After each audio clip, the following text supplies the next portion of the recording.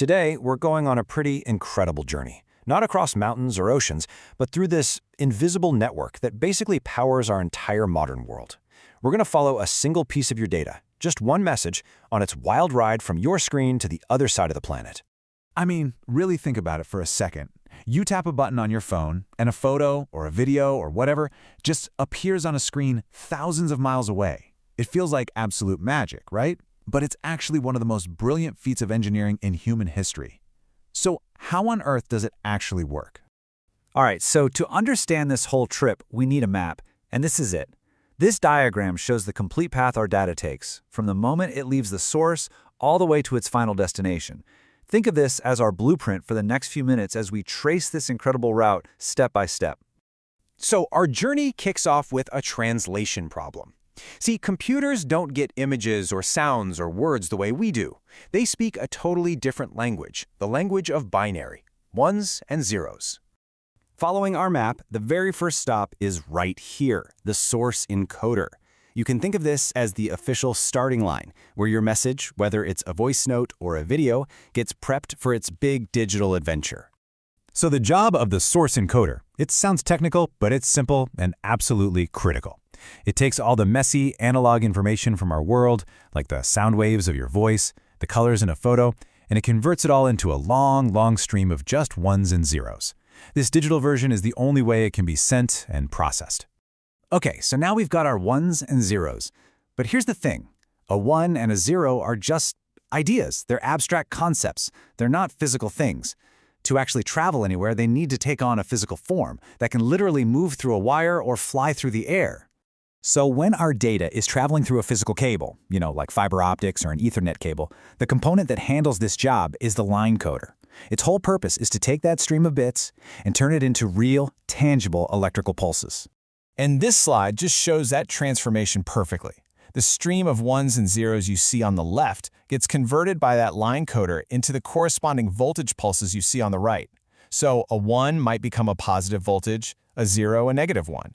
Just like that, the abstract idea is now a physical reality ready to race down a wire. Now, electrical pulses are great for wires, but what about Wi-Fi or your cell signal? There are no wires there. For that, the system needs a totally different approach. And that approach is called digital carrier modulation. Now, instead of creating new pulses from scratch, what we do is take a pre-existing radio wave, we call it the carrier, and we just slightly change it to represent our ones and zeros. It's kind of like our data is piggybacking on a signal that's already designed to fly through the air. So remember, line coding for wires, modulation for wireless.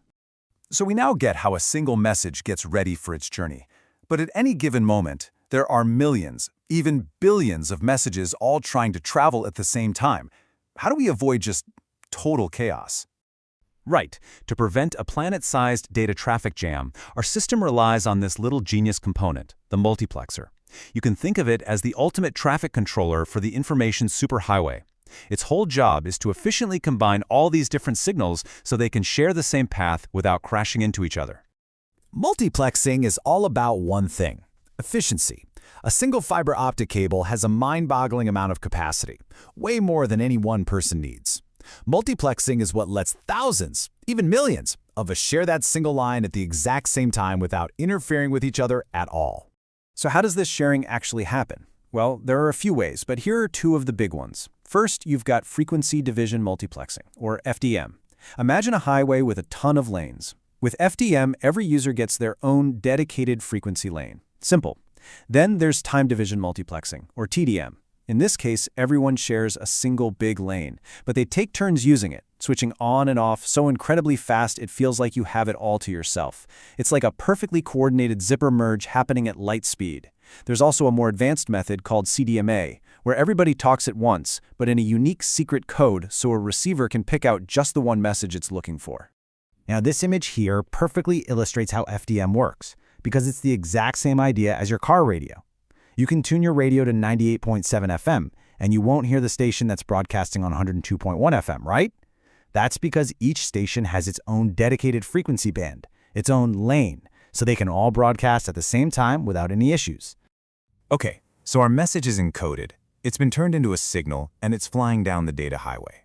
But it might have to travel thousands of miles. And that long journey, it comes with a really serious challenge. Well, just like shouting across a giant field, the signal gets weaker and weaker the farther it goes. We call that attenuation. And on top of that, it picks up all this random electrical interference or noise along the way. After a long-distance trip, our once perfect digital signal can become just a faint, garbled mess. So how does our message even survive this?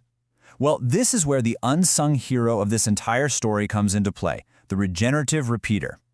These little devices are placed at regular intervals along transmission lines all over the world. And here is the absolute genius of it. A regenerative repeater doesn't just amplify the signal, because that would also amplify all the noise it picked up.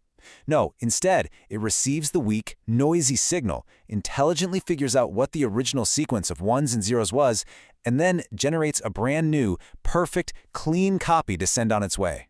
All that junk it picked up along the way? Gone. And this right here is the key. This is the whole ballgame. This ability to perfectly rebuild a signal from scratch isn't just a neat trick.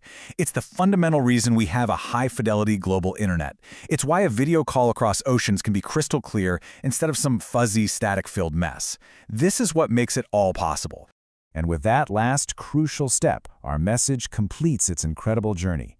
It went from just a thought in your head to being encoded into bits, converted into a physical signal, managed by a multiplexer, and kept totally pristine by repeaters, arriving at its destination perfectly intact, all on the blink of an eye. So let's just quickly recap that epic journey in 4 key steps. First, source encoding turned our message into bits. Second, line coding and modulation turned those bits into physical signals. Third, multiplexing let all those signals share the data highway. And finally, regeneration kept that signal perfectly clean over thousands of miles. The system we've just walked through is the invisible bedrock of our entire global society. But it's not standing still.